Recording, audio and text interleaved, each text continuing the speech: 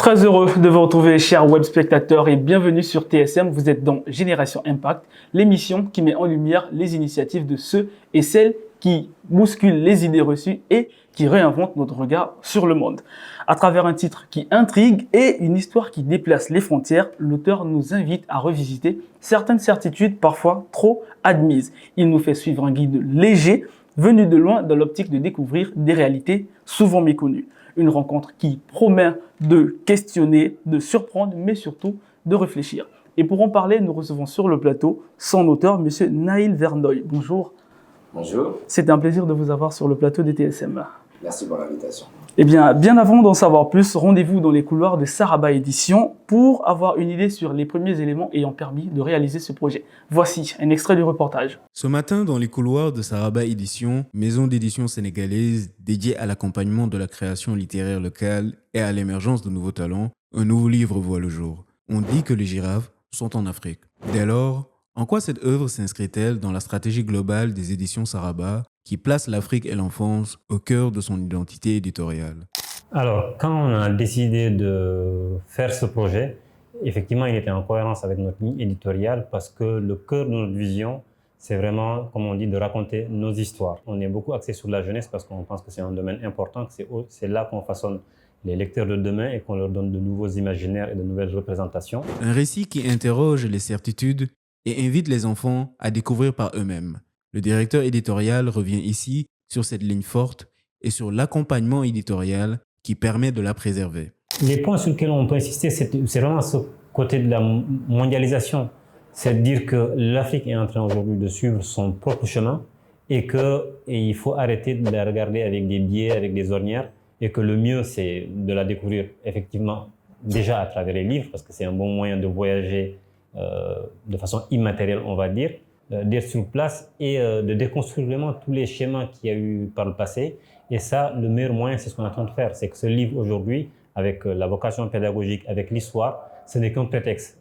Les enfants vont les lire, les adultes aussi, mais à partir de ça, on pose plein de questions, ça ouvre plein de débats, et c'est comme ça qu'on contribue à façonner les nouveaux imaginaires. De retour sur le plateau avec notre invité Naïl Verneuil, auteur du livre « On dit que les girafes sont en Afrique ». Alors Naïl, pour entamer cette interview, parlons de l'origine du projet même. Qu'est-ce qui vous a inspiré à écrire ce livre et d'où vous vient l'idée d'utiliser un oiseau migrateur comme fil conducteur? Alors l'idée originelle, en fait, c'est un cousin de Yoff qui est parti à 30 ans s'installer en Italie et qui m'appelle à Paris. Moi, j'étais à Paris et qui me dit qu'il a vu pour la première fois des girafes en Italie. Et j'ai été assez surpris de savoir qu'il avait pu vivre 30 ans en Afrique, au Sénégal en l'occurrence, et qu'il n'avait jamais rencontré de girafes. Et ça m'a un peu interrogé moi-même sur mes idées, mes préconçus, un petit peu, et me dire comment ça se fait qu'un Africain n'ait pas vu de girafe, alors que pourtant je venais souvent au Sénégal à Yoff et j'avais jamais vu de girafe. Okay.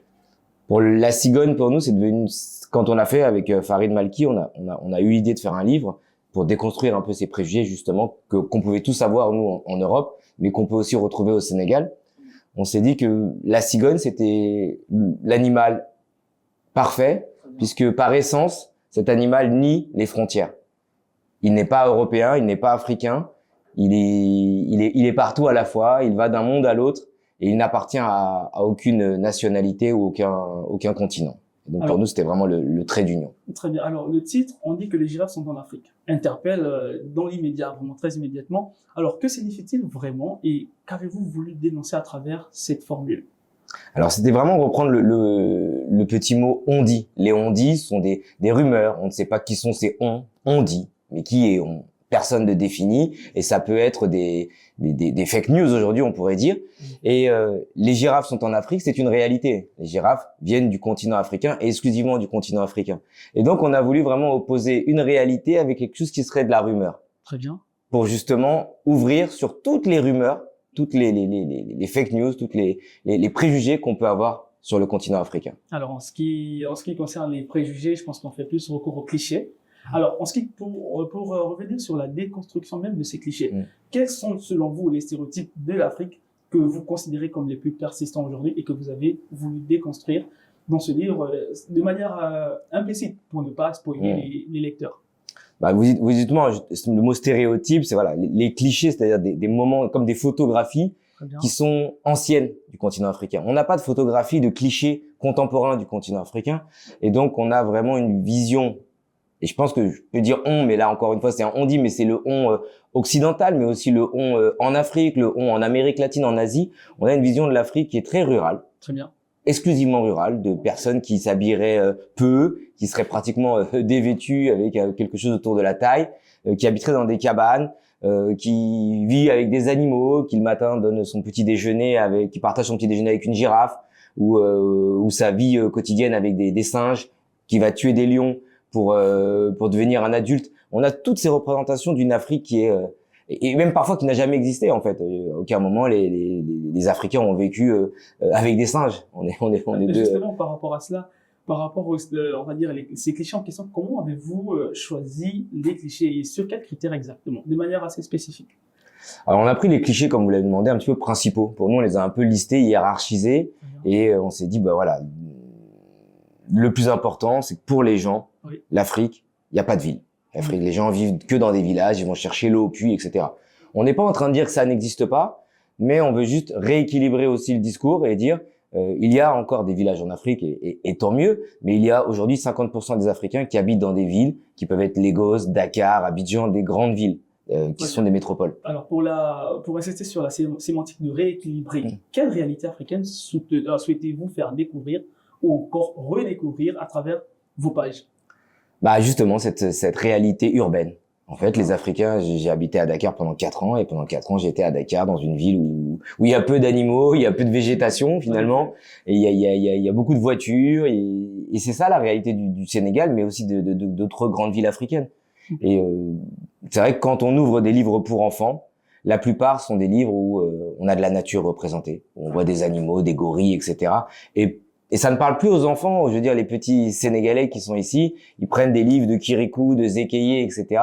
Et ils disent mais c'est pas chez moi ici, c'est pas ce que je vis au quotidien. Exact. Et nous on voulait que on dit que les girafes sont en Afrique, bah ils ouvrent le livre et puis ils peuvent se retrouver et reconnaître leur environnement. Très bien, parlons surtout de ce genre de réaction, plus précisément sur l'impact et les réceptions. Quel retour avez-vous reçu de la part des premiers lecteurs et y a-t-il une réaction qui vous a le plus marqué?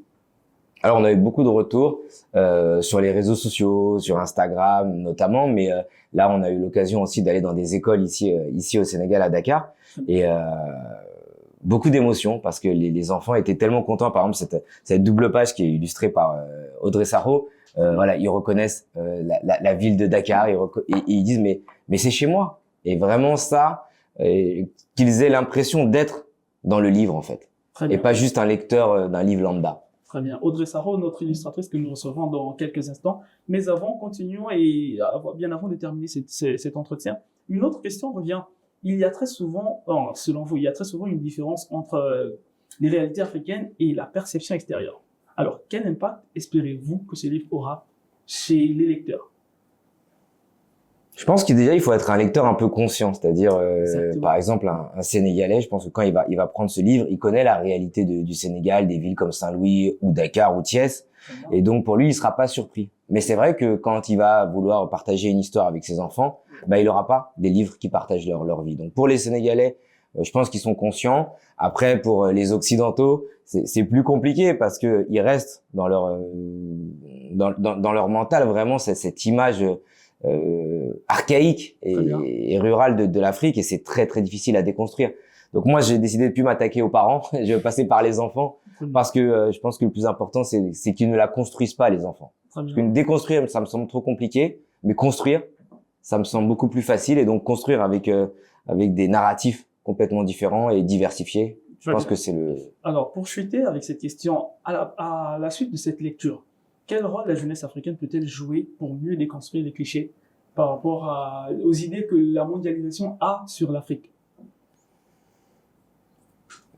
Je sais pas si les jeunesses africaines ont un rôle à jouer parce qu'elles sont là, elles travaillent, elles font leur vie, elles font avancer. C'est l'actrice, la tranche, l'acteur principal même de ces. Ouais, c'est ça. Mais en fait, en vivant et en exportant leur savoir, leur connaissance, leur intellect, finalement, quand on rencontre des gens, je pense qu'il y a rien d'autre que la rencontre. Je veux dire, dans les Européens, quand il y a des universitaires africains avec qui ils partagent le banc de l'université, ils se rendent compte que ils sont aussi, voire plus intelligents que nous, et du coup, ça permet de se mixer tout de suite. Donc, juste continuer de faire ce qu'ils font, et ils le font très bien. La jeunesse africaine aujourd'hui, elle est extrêmement dynamique. C'est peut-être une des plus dynamiques au monde d'ailleurs. Très bien. Merci Naïd pour cette interview. Merci à vous. Bon. Alors, nous venons de parcourir les mots avec l'auteur. Il est temps à présent d'entrer dans l'univers des couleurs, les formes et les émotions visuelles. Mais bien avant, voici un extrait de l'interview avec la directrice artistique. Dans un ouvrage où l'on confronte ce que l'on croit savoir à ce que l'on découvre réellement, l'image joue un rôle central. Pour donner forme à ces ambiguïtés, la direction artistique a travaillé main dans la main avec l'illustratrice. La directrice artistique explique comment elle a orienté ce travail visuel pour rendre palpable cette frontière entre imagination et réalité. En fait, ça, c'est aussi tout un échange avec l'auteur, les auteurs au préalable, parce que eux aussi avaient déjà un petit peu des idées de ce qu'on pouvait représenter. Et l'idée, c'était effectivement de créer l'illusion. La petite Saya pense voir des girafes, et en fait, non, ce sont des grues. Par exemple, des grues de chantier. Et jusqu'à la fin du livre, en fait, on ne voit aucune girafe. Ou alors, elles sont représentées. On voit des girafes représentées dans la gare de Dakar. Donc, on reste toujours dans un environnement urbain, mais avec des petites références aux girafes. Et jusqu'à la fin, où on a les ombres des girafes dans les arbres, mais on ne les voit pas complètement. Voilà, et l'idée, c'était d'avoir aussi un album quand même très lumineux, très coloré, pour que ce soit effectivement accessible aux enfants. Il faut dire aussi que le format du livre est très grand, donc il y a peu de texte et l'illustration prend toute la place. C'est aussi ce qui permet à l'enfant de plonger dans l'univers du livre et d'être immersif en fait. À travers ce livre, Saraba Édition confirme sa volonté de proposer des œuvres qui éveillent la curiosité des plus jeunes tout en célébrant la richesse culturelle du continent. Une création où texte et images avancent ensemble pour offrir une lecture qui interroge autant qu'elle émerveille. De retour sur le plateau après cet extrait de reportage avec la directrice artistique. Et à présent, place à l'illustratrice du livre. Et pour en parler, nous recevons sur le plateau Madame Audrey Sarraut. Bonjour. Bonjour. C'est un chaleureux privilège de vous avoir sur le plateau des TSM. Merci de m'accueillir ici. Ok, alors Madame Sarraut, comment avez-vous traduit à travers vos dessins l'intention principale du livre qui consiste à déconstruire certains clichés sur l'Afrique? Alors, ça a été un travail de beaucoup de recherche, mais aussi beaucoup de collaboration avec les auteurs, tout simplement, et la maison d'édition. Donc, on a eu à faire des tests et retester, faire différents croquis, voir ce qui marchait avec l'histoire, ce qui fonctionnait ou ne fonctionnait pas, tout simplement. Donc, c'est juste un travail de collaboration, tout simplement. Alors, au niveau du choix esthétique, quels choix graphiques ou symboliques ont guidé votre travail à travers notamment les couleurs, les styles, textures et que représente-t-il pour vous? Alors, il faut savoir que moi, je suis quelqu'un qui aime beaucoup la couleur. J'aime, à travers mes illustrations, qu'il y ait beaucoup de vie, que ce soit assez coloré, que ça donne envie, tout simplement, que ce soit vivant. Et du coup, c'est une des choses qui ont aussi, je pense, porté le choix sur moi en tant qu'illustratrice. Et après, c'était aussi retranscrire un peu les couleurs qu'on a dans le Sénégal, qu'on a en Afrique en général, que ce soit au niveau des différents marchés, que ce soit par rapport à la gare qu'on a pu redessiner, etc.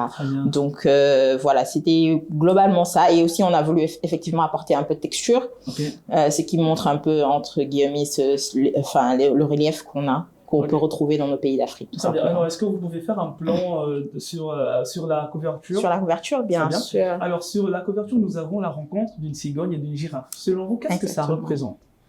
Pourquoi avoir choisi de les mettre en avant-plan une cigogne et une girafe? Et une girafe. Déjà, c'est pour revenir sur le titre, en fait, tout simplement.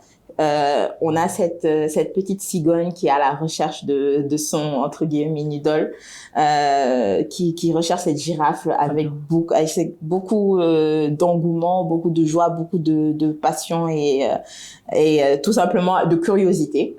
Et du coup, c'était important aussi de retranscrire ça, cette joie qu'elle a à un moment donné de découvrir la girafe. Et tout simplement, ça permet aussi au lecteur de se plonger directement dans l'histoire. Alors, Au niveau de l'aspect collaboration avec l'auteur, comment s'est déroulée votre collaboration avec Naïl Verdoy et ces indications ont-elles, on va dire, influencé votre style ou vous a-t-il laissé une carte blanche pour choisir les illustrations et comment les agencer?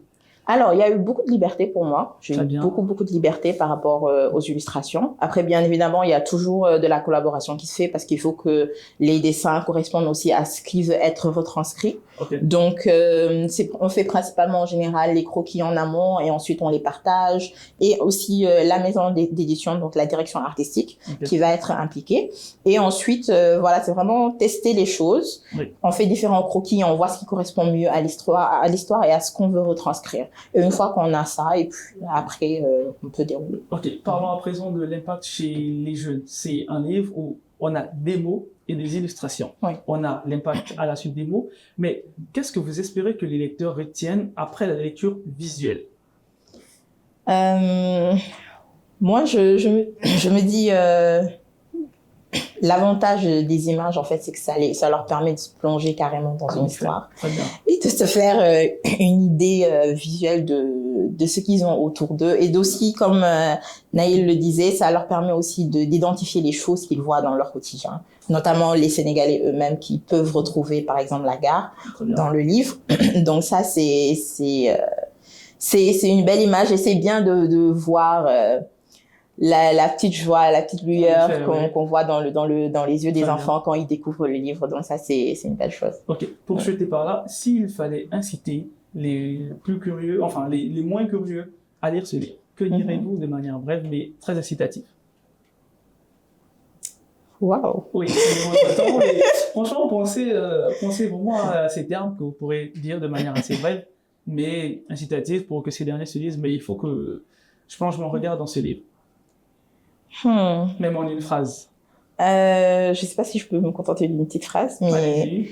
je dirais que moi, personnellement, je dirais peut-être plus vers les parents que chez les enfants. Très bien. C'est vrai que les enfants, quand ils voient le livre directement, ça leur donne envie, ils ont envie d'ouvrir.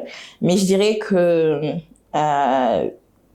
c'est aux parents Très bien. de faire ce premier pas. Ouais.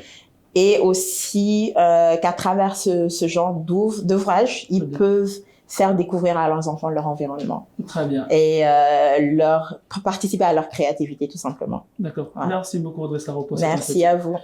Ainsi marque donc l'épilogue de ce voyage au fil des horizons et des pages. À travers ce numéro, un simple battement d'aile nous a montré qu'il est possible et en même temps que les certitudes ne sont que des mirages qui attendent d'être éclairés. Merci à vous, chers téléspectateurs, de nous rester fidèles et nous vous disons au revoir, mais à très bientôt pour un prochain numéro.